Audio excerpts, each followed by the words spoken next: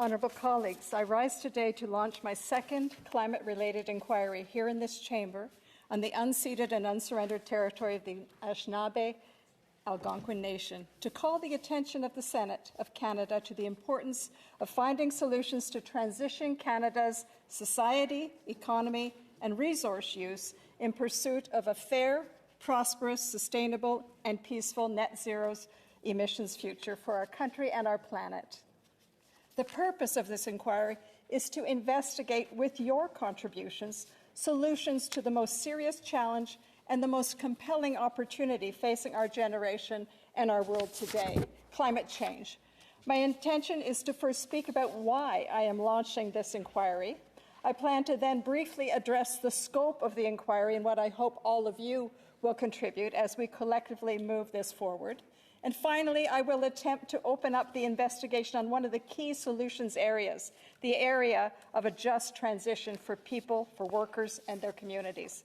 Colleagues, when I sat down to craft the rather convoluted title of this inquiry, I chose each word with great care. When I included the word peaceful as a modifier for the net zero emissions future we are striving for, I was thinking about both the international strife and the domestic upheaval that comes from people being seriously harmed and in some cases displaced by the dangerous effects of severe weather events caused by climate change. I was also focused on disruptions for workers, families, communities, and whole regions of Canada as our economy undergoes the transformation to a net zero one.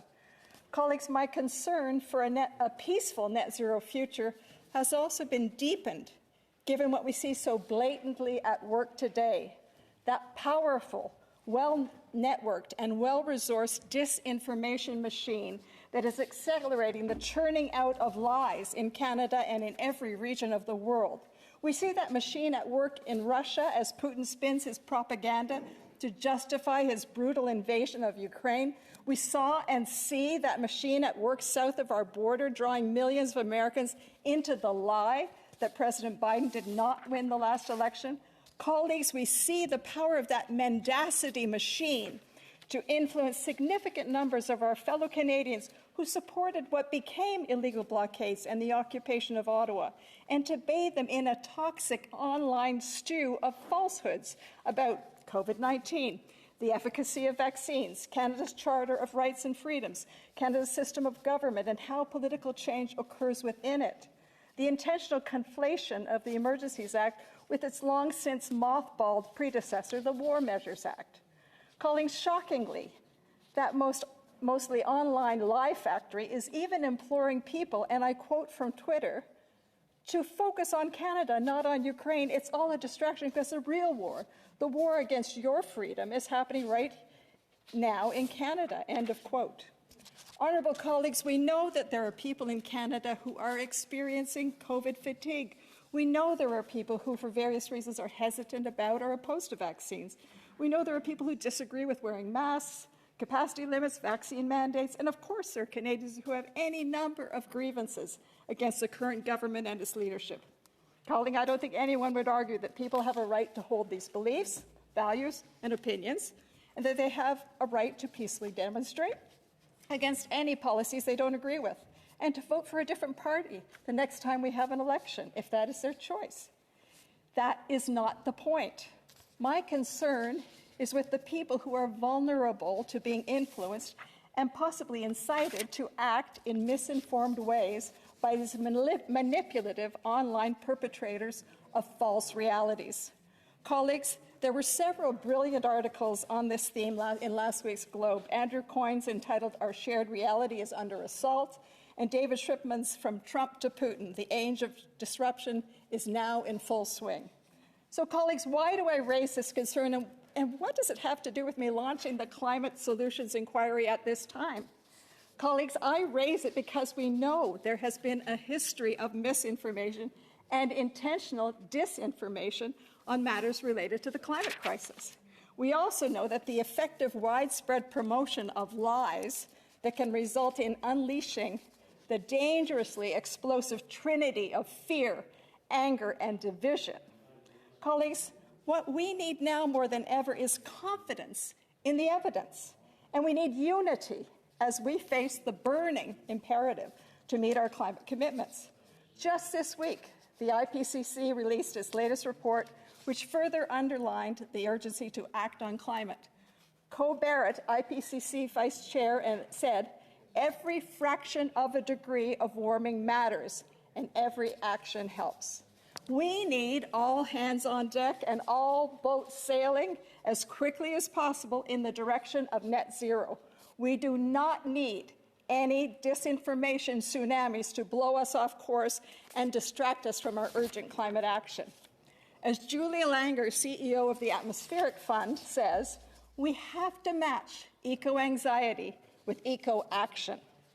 Colleagues, a whole-of-society approach, one which focused on solutions, practical action, and one which encourages the engagement of Canadians rather than stoking fear, alienation, and division, is what we need now. And colleagues, that requires leadership from many quarters.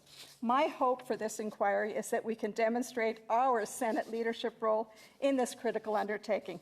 Colleagues, we know that the next stage of transition to net zero will require governments, the private sector, and civil society to act at a scope, a scale, and a speed that is unprecedented. Hold on to your hats. Colleagues, we know that governments have a central and essential role to play in establishing the right conditions for meeting our climate targets. Governments can adjust or create new regulations. They can employ the tax system. They can make strategic investments. They can provide industrial incentives. And they can take measures to ensure that no one is left behind. Honourable colleagues, with the launch of this inquiry, it is my intention today to set the table with places added for each senator who would like to contribute to this climate solutions feast. As we fill this metaphorical inquiry table with climate solutions, some of you might be interested in speaking to comprehensive pathways or roadmaps to net zero greenhouse gas emissions. Some colleagues will be keen to focus on adaptation and resiliency solutions. Others could sharpen their pencils and examine the costs of the required climate action, or look at the economic opportunities side of that ledger. Some will want to focus on the role that Indigenous peoples can and should play in determining, developing, implementing, and benefiting from climate solutions. Colleagues will have important northern, coastal, regional, provincial, and municipal perspectives to bring to the table. Colleagues will have something to offer in the critical area of the energy transition, on coal, oil and gas, clean fuels, wind, solar, hydro, hydrogen, nuclear, geothermal, tidal, on battery technology, strategic minerals, carbon capture, on energy and electricity distribution systems, on the potency of efficiency solutions of all types, on the role of artificial intelligence. And given our Canadian advantage, some colleagues will have contributions in the important area of nature-based solutions, our forests, our oceans, our grasslands, our soils, and the importance of agriculture to our net zero future. Decarbonization of industry, of transportation of all types, of buildings, and the innovation drivers required to make it all happen. The power and the role of the private finance sector in the net zero equation. Carbon pricing and how it relates to other incentives and disincentives. Certain colleagues will want to probe global matters, global competitiveness, and business and trade opportunities, supports and investments in developing countries, climate migration and refugee solutions, as well as the importance of global alliances. With all eyes on Ukraine and Russia at this time, we're reminded of the link between climate and national and international security, as well as the matter of energy security. Colleagues, we have room for all kinds of climate solutions and a place for you at the table. As mentioned earlier, the final section of my inquiry intervention today introduces the concept of a just transition, finding innovative and effective ways to ensure the people, communities, and regions most closely impacted by the transition to a net zero economy are considered, have a voice, and are supported. In its June 2021 initial observations report, Canada's new net zero advisory body recommended a seize the upsides approach, stating that climate action is a net creator of jobs and economic benefits and has the potential to advance justice if done right. No one should be left behind because of where they live, work, or their identity. In his former role as president of the Canadian Labour Congress, our colleague Senator Youssef said, and I quote Senator Youssef, "Labour will be looking to the federal government to make good on its commitment to supporting local job creation, skills training, apprenticeships, and decent wages for workers, especially those historically underrepresented in the skills trade sector, including Indigenous workers, racialized workers, and women. Canada needs strong, just transition measures to assist workers in resource communities and fossil fuel-dependent economies to access new job opportunities in clean energy, green transportation, efficient buildings, and conservation." End of quote. Colleagues, the Liberals promised to introduce just transition legislation as part of their 2019 election platform. An engagement process was launched in July 2021. A report and just transition legislation are expected soon, as well as the creation of a just transition advisory body. These will be foundational for Canada's just transition plan, which one would expect to operate in tandem with the expected emissions reduction plan due later this month. The Industrial Global Union, which represents 50 million workers in the mining, energy, and manufacturing section, outlines what their trade unions are looking for in a just transition. They're looking for, one, a social dialogue, and with that ensuring that there is a seat at the table for workers. Two, industrial policies and plans that are sustainable. They call for public policy developed in the public interest with a goal to create decent work. And three, labor market adjustment programs, ones that recognize the importance of customization. One size definitely does not fit all in a successful just transition. Colleagues, there are many examples of just transition strategies in other countries, as well as our own early and current experiences with transitioning from coal in Nova Scotia, New Brunswick, Saskatchewan, and Alberta to learn from. Getting Canada's just transition right is imperative. It's complex, and so much depends on Canada's ability to pursue the right future-focused economic opportunities. At the same time, our net zero future rides on the success of the just transition strategy. We need a lot of attention on job creation opportunities, and we need to ensure that Canadians in all regions are well equipped for those jobs. Honourable colleagues, as I move toward the conclusion of this first intervention, I again want to extend an invitation to each of you to participate and contribute your climate solutions perspectives to this inquiry. Colleagues, the Senate of Canada's engagement on climate matters.